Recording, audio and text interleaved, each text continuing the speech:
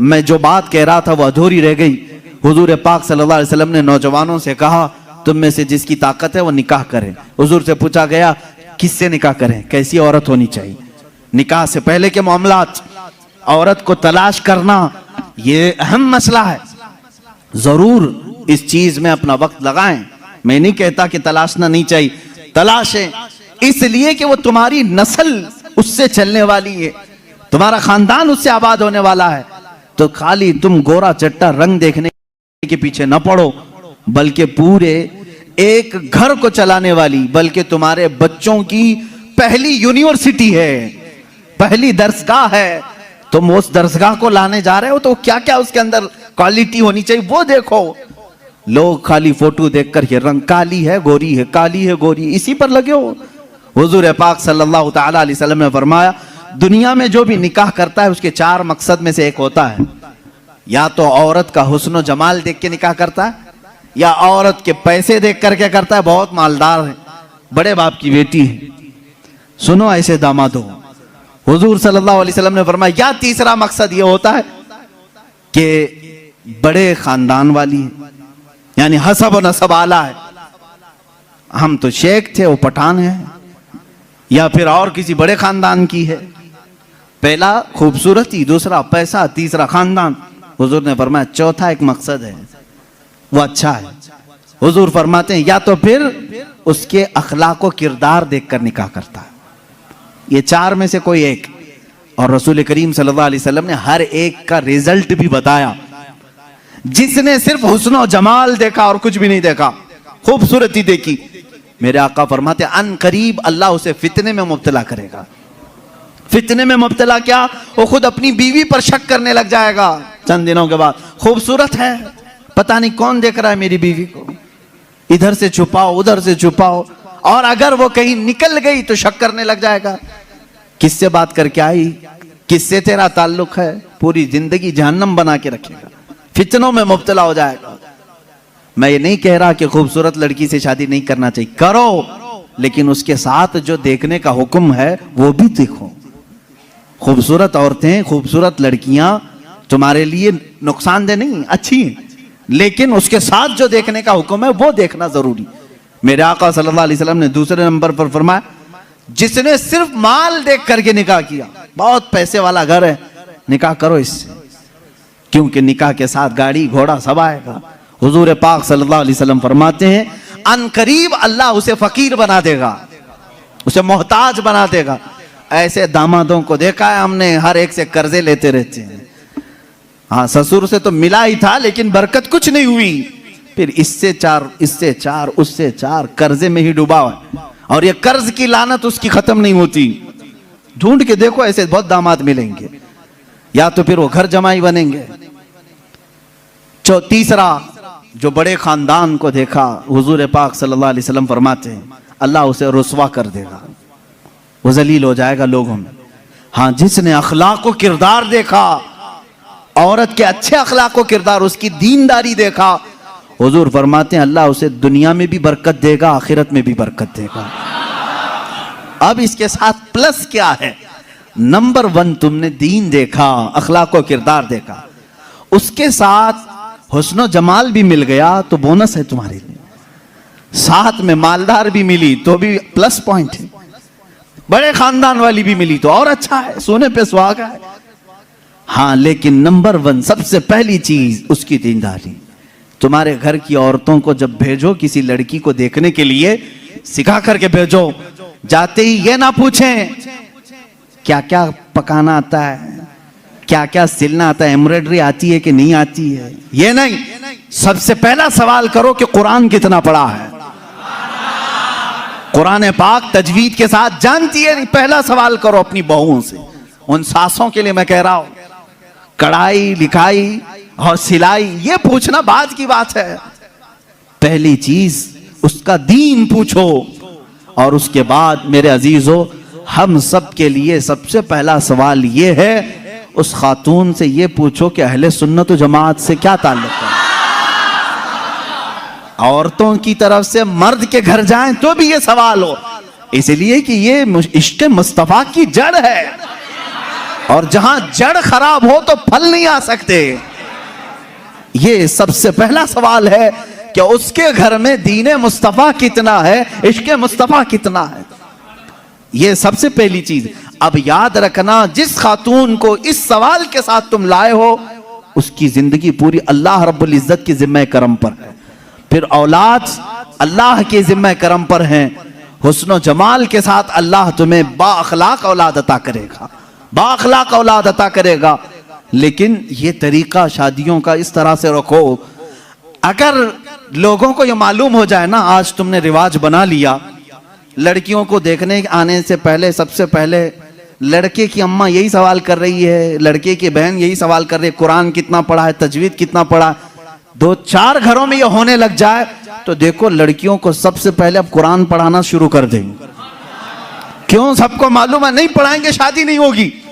आज ये एम्ब्रॉयडरी क्यों करा रही हैं? इसलिए कि सवाल तुम पहले यही कर रहे हो, सिलाई आती है कि नहीं। सब लड़कियां सिलाई क्लास में क्यों जा रही? देखने वाले आकर के यही पूछ रहे हैं सिलाई कितनी आती, पकाई कितनी आती। इंडोनेशिया का माहौल मैंने देखा, इंडोनेशिया के हमारे बहुत सारे दोस्त हैं, सबसे ज्यादा मेरे ख्याल से हज पे आने वाले इंडोनेशिया लोग, इंडोनेशिया के लोग। क्यों जानते हैं? वहां जो भी लड़की देखने के लिए जाते हैं या लड़के को लड़की वाले देखने आते हैं, पहला सवाल करते हैं हज किया है कि नहीं। हज किया है तो बाप अपनी बेटी देता है, हाजी को दे रहा हूं। और इसी तरह लड़का भी फख्र करता है, मेरे तकरीबन 100 से ज्यादा इंडोनेशी दोस्तों, सबकी औरतें हज्जन है और वो खुद हाजी हैं। कहते हैं हमारे यहाँ शादी से पहले हज करा देते हैं, इसलिए कि इसी बेस पर शादी होती। ये कितनी अच्छी चीज है कि दीन का सवाल हो रहा है, दीन पूछा जा रहा है। हाँ, ये तो तुमने लड़कियों से जाकर के घरों में पूछा, कढ़ाई आती है, सिलाई आती है, पकाई आती है। और यही सवाल लड़की के घर वाले जब लड़के पर के पास आते हैं, क्या करते हैं? कौन सी ऑफिस में काम कर रहा है, परमानेंट जॉब है कि प्राइवेट जॉब है, कैसी जॉब है, ये सब सवालात तो है ही। लेकिन धीमे धीमे प्रॉपर्टी भी पूछते हैं, कहां कहां है, कितनी जायदाद है। खुद डायरेक्ट ना पूछें तो किसी से पूछवा लें, बाप की कितनी जायदाद है। ये सवालात हैं। इन बेसिस पर, इन बुनियादों पर जब शादियां होंगी तो खुरापात नहीं तो और क्या होगा। इस्लाम की जो मुकद्दस शादियां थी वो किस बुनियाद पर होती थी जानते? एक वाकया मैं सुनाता हूं तुम्हें। शाह किरमान बड़े बुजुर्ग हैं, बड़े साहब कश बुजुर्ग किरमान के, उनके मुतालिक ये रिवायत है। वो मालदार भी थे, अपने वतन के सरदार भी थे। एक दिन मस्जिद में आए, देखा एक नौजवान है, सीधा साधा है, मस्जिद में बैठा है, एतिकाफ में लगा है, नमाजों में। रात को देखा आपने आकर के कुरान पढ़ रहा है, उसको ऑब्जर्व करते रहे। तीसरे दिन आपने आकर उससे पूछा कि बेटा तुम कहां से आए हो, कहां है तुम्हारा घर? कहा बस ये झोपड़ी है, एक छप्पर डाल करके झोपड़ी रखा था। क्या मकसद है? कहा अल्लाह को राजी करना है, बस अल्लाह राजी हो जाए, मैं इसके लिए दिन रात मेहनत कर रहा हूं। शाह किरमान ने पूछा तेरे घर वाले शादी वगैरह? कहा नहीं, मुझे कौन शादी करके देगा, मैं फकीर आदमी हूं, मैंने सोचा भी नहीं। शाह किरमान की बड़ी हसीन और जमील बेटी थी, उनके निकाह के पैगामात शहजादों से आए थे, आपने दिया नहीं था बेटी को। शाह किरमान ने कहा मेरी बेटी है, क्या मैं तुझसे निकाह कर दूं? उसने कहा आप बड़ा रिस्क उठा रहे हो, मेरे पास क्या है, मैं दिन भर थोड़ी मेहनत करता हूं, थोड़ा खाने पीने का मिल जाए उसी पर मैं गुजारा करता हूं, बाकी मैं अल्लाह के लिए वक्त निकाल लेता हूं, इतना कमाता हूं जितना खाने के लिए हो जाता है बस। शाह किरमान ने कहा मैं राजी हूं। उसने कहा फिर सोच लें, आप मेरा घर देख लें। कहा मैं तुझे देख लिया बस काफी, घर कहां है तेरा वो नहीं। अपनी बेटी से जाकर के कहा एक हसीन शहजादा मैंने तेरे लिए ढूंढ लिया। बेटी भी ऐसी नहीं कि चंचल हो, हुस्न की परी हो तो नाटक और नखरे आ जाए ना, शाह किरमान की बेटी थी।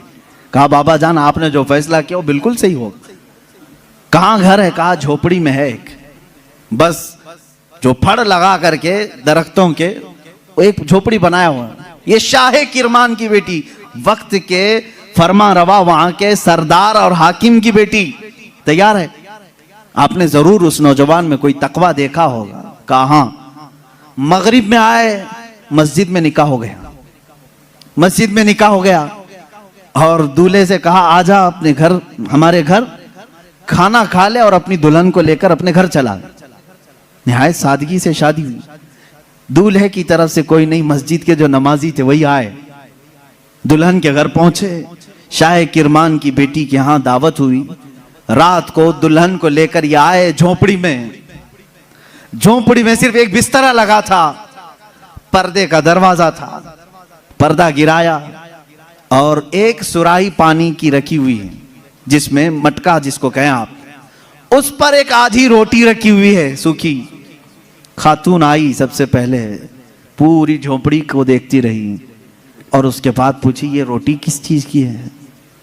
कहा आज कमाई के लिए नहीं गया, आज शादी थी तो आज आधी रोटी खाया हूं, कल के लिए इसको रखा हूं, आधी रोटी बचा कर कल के लिए रखा हूं।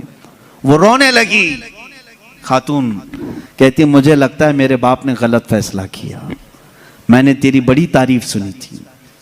वो नौजवान कहता है मुझे मालूम था बड़े घर की औरतें हमारे साथ कैसे रह सकती हैं, तुम बड़े बाप की बेटी हो। वो शहजादी कहने लगी ना, बड़े बाप की बेटी बड़े घर की तमन्ना नहीं कर रही है, मुझे मेरे बाप ने कनाअत और तवक्कुल सिखाया है अल्लाह की जात पर। मुझे इस बात का एहसास हो रहा है कि मेरा निकाह मेरे बाप ने उस शोहर के साथ किया जो आज खा करके कल के लिए बचा रहा है। क्या तेरा इतना यकीन नहीं जो आज आधी रोटी दे सकता है वो कल भी तेरा रिस्क देगा? तवक्कुल तेरा क्यों नहीं अल्लाह की जात पर कि आज जो तुझे खिलाया वो कल भी खिलाएगा? तूने बचा करके इस तरह रखा तो मुझे एहसास हुआ।